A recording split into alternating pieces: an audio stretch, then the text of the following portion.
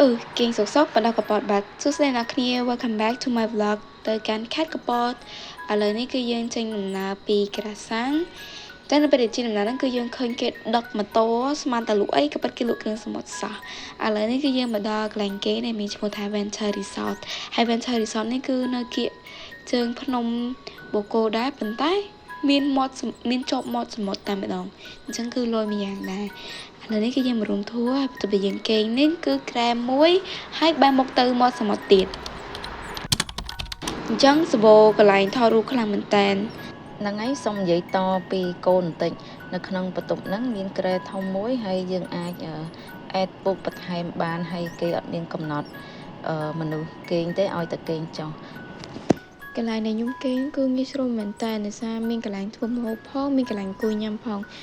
វាអត់ពិបាកដូចកន្លែងញ៉ាំផ្សេងកន្លែងអីផ្សេងអញ្ចឹងយើងពិបាករើទៅរើមកតែនៅនឹងអត់ទេហើយទេសភាពក៏ប្លែកដែរពេលថ្ងៃមើលមកដូចនៅកន្លែងសមុទ្រនៅអីចឹងទៅដល់ពេលយប់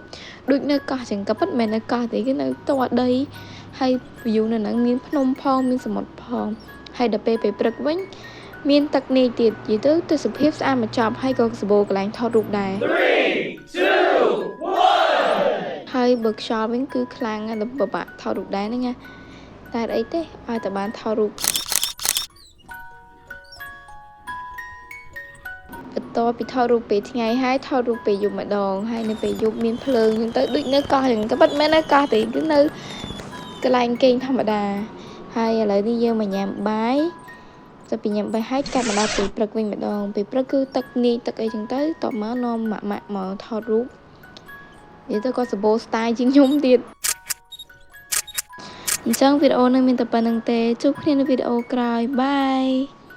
ជម្រាបលា